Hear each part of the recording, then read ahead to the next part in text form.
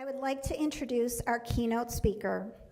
Michael Veltri is an acclaimed author and corporate consultant. Through his study of Japanese martial arts, he developed a new method for people to obtain peak performance in their work and balance it with their home life. He has used this method to train employees of America's largest corporations, such as AT&T, Bank of America, and IBM. Recently, he wrote a book about his experiences, The Mushin Way to Peak Performance, The Path to Productivity, Balance, and Success, a national bestseller that teaches how to break through stress and setbacks to succeed in life. He is here to teach all of us how to obtain the goals and objectives that elude us. Ladies and gentlemen, please welcome author, entrepreneur, and a truly inspirational figure, Mr. Michael Veltri. Thank you very much. So at the age of 17, I made a big decision, and I enlisted in the Marine Corps. And there came a time in my Marine Corps training where I found myself holding a live hand grenade, and I forgot what to do. I couldn't remember if it was thumb clip, pull pin, or pull pin, thumb clip, but I am standing there, ladies and gentlemen, holding a live hand grenade. Now, do you think the Marine Corps recruiter told me about this? No, he talked about leadership, becoming a leader of Marines. He never said anything about having to hold and throw live hand grenades. So somehow, I managed to rip the pin out. It's go time. You can't jam the pin back in once it's out. I've got a Marine drill instructor in my face screaming at me, Veltri, throw it, throw the grenade. And I've got a big decision to make here. 3 options. Option number 1, I make a good decision and I choose to throw the hand grenade. Yet we know, right, any good decision still has to be executed properly. Because what good is it if I don't throw it far enough or in the right direction or at the right time?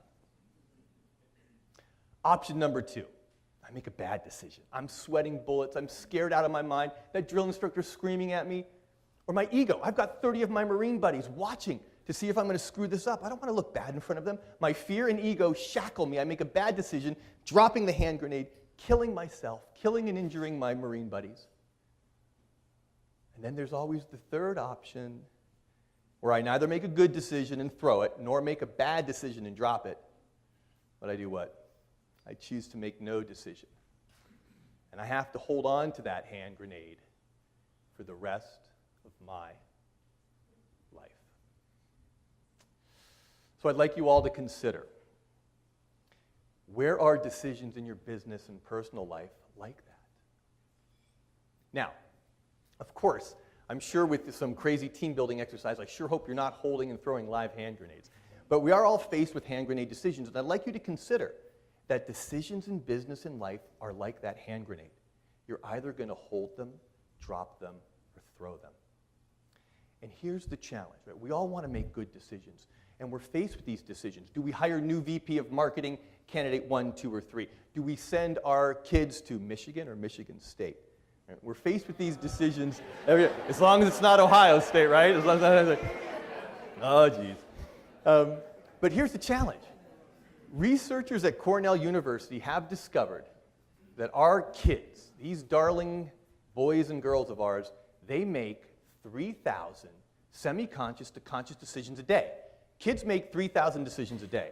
Now, I have a 3.5-year-old daughter. This is her, little blondie here, Kiara. We know kids don't make the best decisions. If you can see there, she has a pair of scissors. I took this picture 2 weeks ago. She's cutting off the top knot of her little friend's ponytail. Needless to say, her friend's mom hasn't brought her back to our house for a play date since. So. And not only right, our young kids, but these college kids don't do the smartest things either in their decisions. Yeah, I find it hilarious. The guy's protecting it, like that's going to stop this 200-pound man from landing on you. And adults with kids don't make the best decisions all the time. Might be convenient, but I'm not taking my daughter to school that way. Now, speaking of adults, okay, if kids make 3,000 decisions a day, how many decisions a day do busy professionals like us make semi-conscious, conscious? How many do you think? And here's a hint, more than 3,000. 9,000. Who else? Researchers at Cornell University have discovered that we busy professionals and the customers that we're selling to and our direct reports and our spouse make 35,000 semi-conscious decisions a day, ladies and gentlemen, 35,000 a day. 365 days a year, that's 12 million decisions annually we're faced with. Right? And as we know, even us adults don't make the best decisions. Have you ever seen this happen? I literally drove into a gas station and caught a guy smoking the other day too. Or, what I find fascinating about this is that there's two bad decisions in this photo. There's the guy taking the selfie about to get consumed by the fireball. Then there's obviously somebody taking a picture of him about to get consumed. So here's the challenge. We don't have a simple system for making better decisions. And if we're faced with hand grenade decisions, if we're faced with 35,000 every day, we have to do something about it. Because if we're basing those decisions on misguided cues or the latest fad or what worked in the past or what our gut's telling us to do, we're going to make bad decisions. Or not the best. We're going to make mediocre decisions. And I'm not okay with mediocrity. I'm not okay with the 800-member companies here, the 500,000 employees, the millions of lives that these companies impact being mediocre leaders. That leads to regret. Right? Regret that we missed out on the big promotion. Regret that we lost a big client. Regret that we never fulfilled our true life passion. But if we can learn a simple system for making better decisions, then we liberate our future and we leap our careers, our companies, and our communities forward. And that's what I'm passionate about teaching. I'm passionate about teaching successful professionals like us how to make better decisions so you're able to do that. And I've studied decision making in many different contexts. I've studied life or death decision making in combat, in the Marine Corps and in the martial arts. I've studied decision making in fighting for my own life, in battling my personal demons of cancer. I've studied decision making in the boardroom and in many different businesses, and I've studied decision making science in academic institutions, and this is what I've discovered.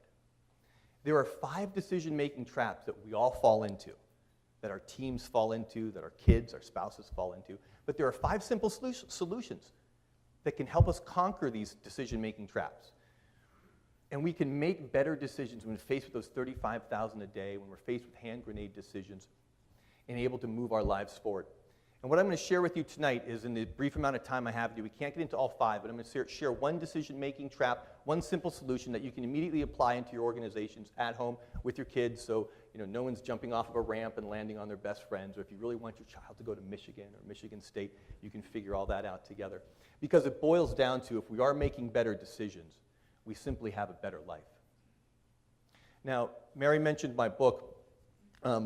As a gift to all of you, you'll all get a copy at the end of the night, which will have all the material that I'm talking about today and a whole lot more, so please enjoy.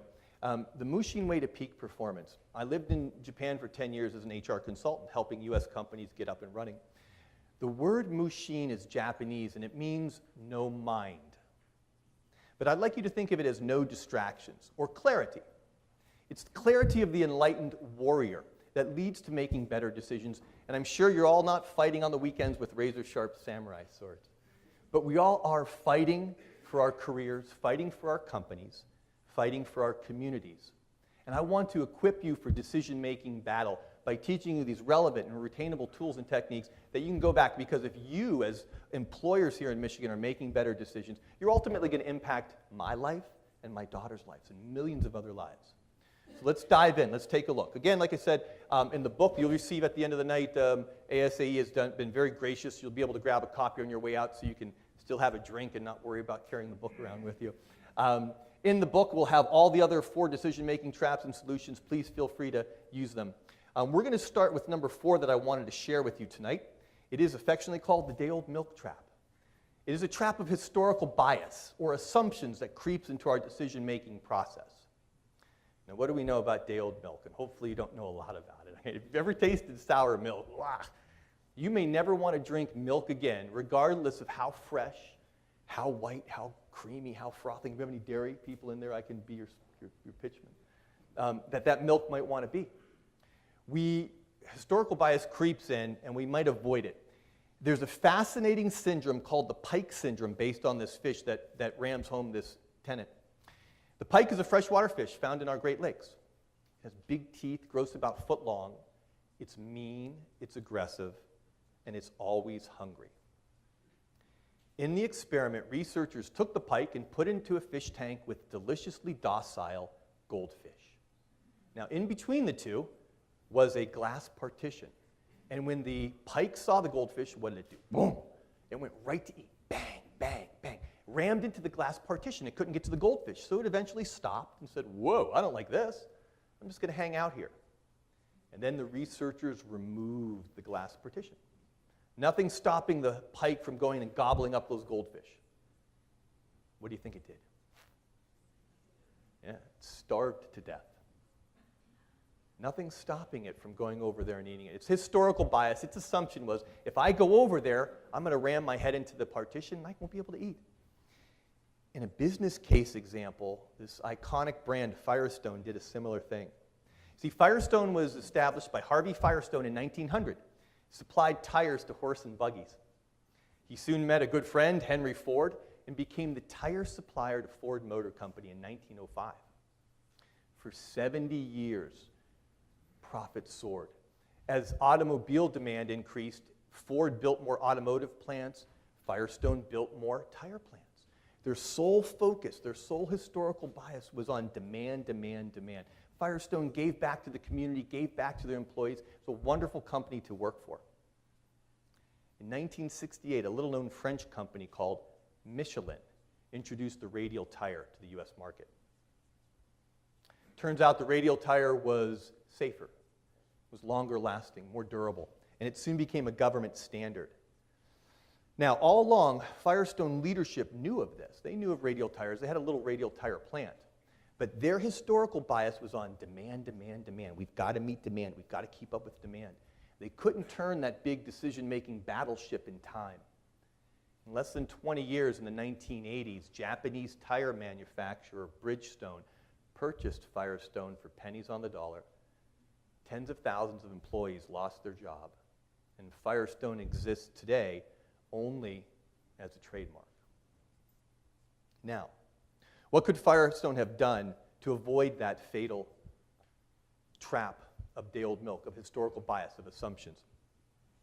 There is a simple solution that can help avoid historical bias, avoid that day-old milk trap in your decision-making process. It's called the Pike Test, based on our friend the fish. Now, you see a picture of the Great Wall there. The Great Wall was fantastic for keeping out invading barbarians hundreds of years ago, but how good do you think that wall would do against a cyber attack today, right? Okay? If we think that's going to work all the time, it doesn't. So the Pike Test is a question, is a filter. You have to run your decisions through this filter. If you ask your leadership team, hey, get me the top 3 candidates for the new VP position, have them answer this question. When you're making a decision, whether it's a big hand grenade decision or just a little decision, we need to look at this. Print and post it, give it to your leadership team. What would have to be true for this option to be the best choice? If, then it to death. If, then, if, then, if, then, if, then. What would have to be true for this option to be the best choice? If you're looking to buy a regional competitor, okay? Have your team answer this question in bullet format. If you're making decisions, simply pausing to answer this question will help you avoid a big blunder like Firestone did or small ones. And I'd like you to all pause and think right now, okay? Where is historical bias or assumptions creeping into your decision-making process? Have you ever told that young millennial with all the ideas, hey, we can't do that. We tried it last year. It was, insert your favorite excuse. Too expensive, too slow, the technology wasn't there, right? We know technology changes in a blink of an eye. Or you say, you know, we've always done it this way. Why would we do it that way? Okay, that's the day-old milk trap. That's when beautiful ideas are shot down. And instead of celebrating 115 years of glory, as ASE is, you know, we're closing shop after X amount of years like Firestone did. Now, I learned to make decisions, better decisions the hard way, ladies and gentlemen. I got cancer. So I had never been sick a day in my life until at age 34 I was diagnosed with testicular cancer. I had emergency surgery to remove my right testicle. We looked like everything was good. a few short months later, the cancer had spread to my lungs. Now, I'm sure everyone here tonight has a personal connection with cancer, maybe a friend or a family member. Maybe there's some cancer patients or survivors in the audience tonight also. In my case, I had a very aggressive form of cancer that spread to my lungs, and I had to have a very aggressive form of chemotherapy for 3 months, daily, 3 months for 6 hours a day. Now, everything you hear is true. The hair falls out. You know, you become unnaturally thin, like a walking zombie. I made it through those 3 months, and I had to undergo one more treatment to be cancer-free, and that was surgery. Surgery to remove half of my left lung, where those dead tumors were. The surgery was a success, but it left me crippled in a wheelchair. At the height of my physical prowess, ladies and gentlemen, I was 34 years old, in a wheelchair, wasn't married at the time. My mom was taking care of me. However, the body's an amazing machine. The mind, the spirit, the indomitable spirit. A few months after that surgery, I was able to get up and get out of the wheelchair, shuffle around. A few months after that, I was able to walk and then go for a little jog. A few short years after that surgery, I ran my first marathon as a fundraiser for the American Cancer Society on 1.5 lungs. And the reason why I'm sharing this story with you is I don't want you to suffer the way I did to learn to make better decisions. You see, it took a life-threatening illness like cancer to wake me up out of my malaise.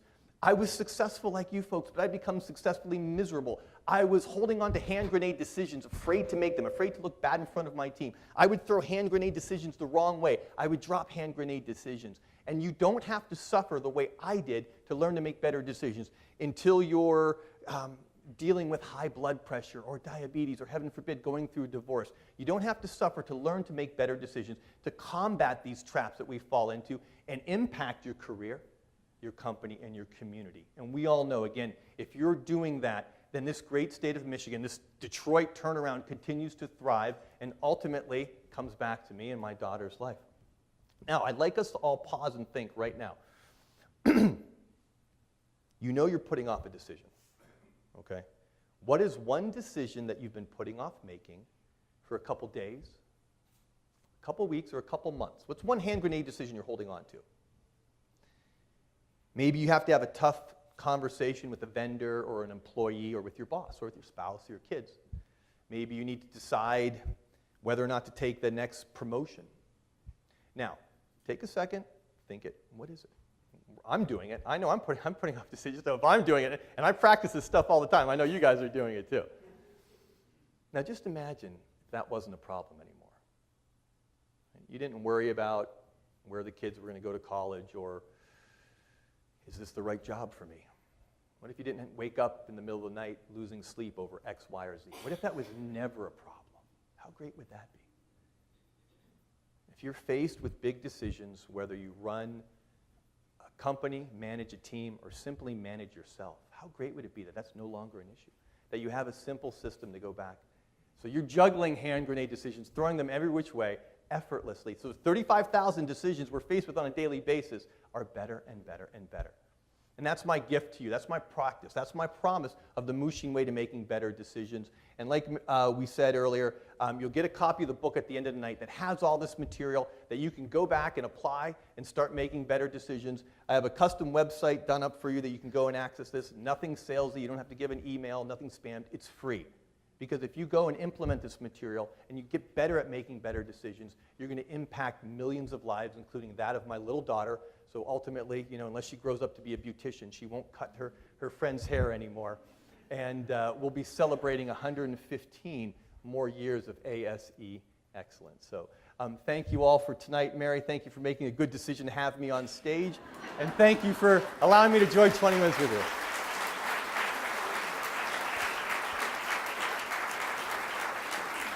Thank you very much.